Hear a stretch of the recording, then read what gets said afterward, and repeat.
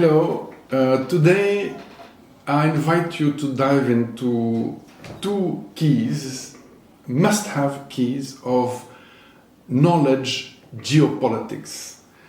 The geopolitics today, and you can see it on the news everywhere, is about military power, controlling the media, etc., etc. And we will go in details a little bit on this old world who attaches to a sinking ship, basically. I will debunk all of that, and we will work and share with you today the two absolute must-have keys of the next generation geopolitics, as the knowledge that will make actually a very strong new geopolitic power with everybody. So nobody will be excluded. So I'm addressing myself today to you as a leader, territorial leader, city authority, metropolitan authority, regional governments, federal governments, sovereign governments, also NGOs, supranational NGOs, or of course multinational companies, of course. Which are the two absolutely essential pieces of knowledge? And I'm very surprised that it's not so obvious, and everybody talks about artificial intelligence, cyber control, energy, military power, the rockets and the megatons of whatever, control of the media, the pharma business, the agribusiness. Of course, these are important and they represent huge businesses, and I get it. We get the message why it's important. But there is the first key that is absolutely must have. It's really the elephant in the room, huh? And it's knowledge. It's really a piece of very important knowledge, is the capacity to recreate biodiversity, to recreate forests and huge pieces of nature to save actually the last piece of diversity which is left from those 3 decades where we destroyed 2/3 of the biodiversity, the fauna and the flora, the plants and the flowers and the animals. 2/3 is gone forever, and it's going to accelerate. Now, you as territorial leaders who get that message and understand why it's important, and I will explain you why. There are 3 basic reasons why it's actually super important for your territory. The first is that biodiversity creates microclimates which create control over water. If there's no water, there's no life. If there's no life, people will go out of your country. And that's geostrategically very important. If you have nobody left on your country, story's gone, over. Okay, you can close the chapter.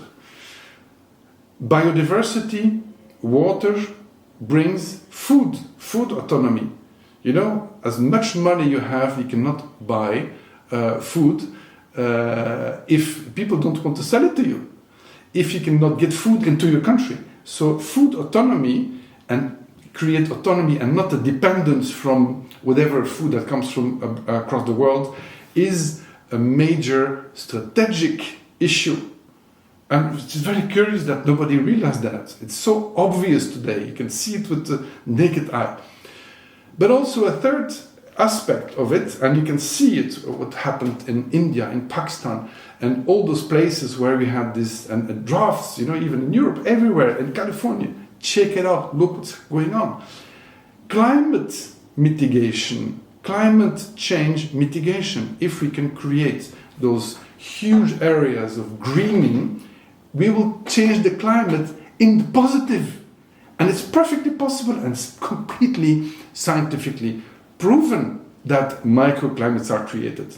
So like that, people will not go out of your country when something happens, whether it's flooding or drought, in both sides. Okay, biodiversity, food, water, and climate mitigation. You cannot eat money, don't forget it. So that's a first key. of geopolitics, strategic knowledge. The second key, I can hear you thinking trade routes, the control over ports, the minerals, the rare minerals, cobalt, coltan, and all that. The oil, the gas, I can see or hear you also thinking space defense, satellites, the technology of the internet, the technology of the internet routes, the cables and all that, computing power. Okay, it's important. A lot of people are dealing with that.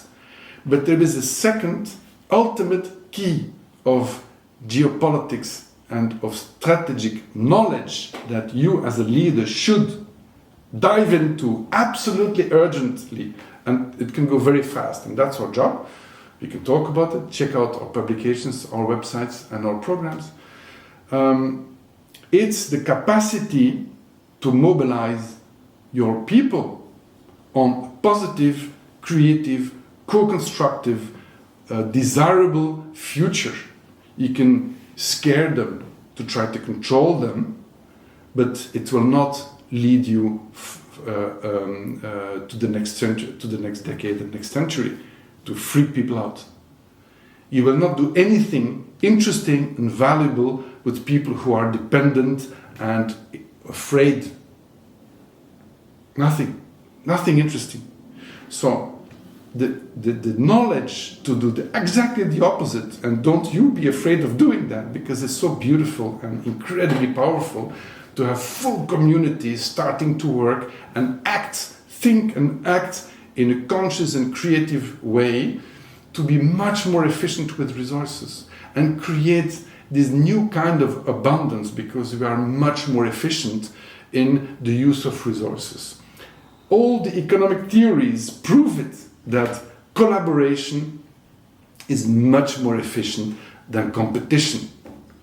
Competition to life and death is creating implosion of whole civilizations. If we collaborate positively and desirably, all of a sudden you connect, with each one's talents and power, so we can really co-create this world together, which is very desirable. And there are millions of people already doing it under the radar, and it works.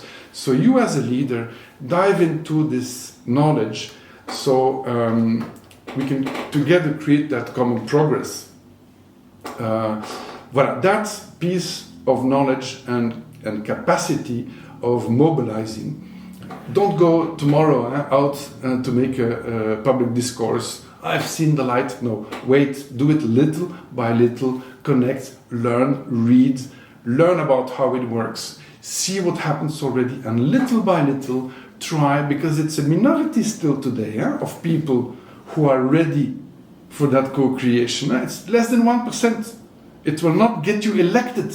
That's the incredible contradiction. It will not get you elected, but we have to try to little by little start with this 1 or 2 or 3% to do that job and to make it inspiring.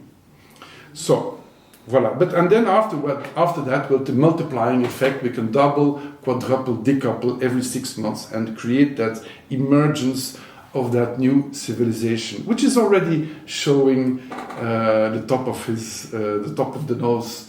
Look at it, the beautiful things that's happening in this chaos of this huge sinking ship. Voilà, good luck, and let's meet soon in one of those regeneration islands to create that world.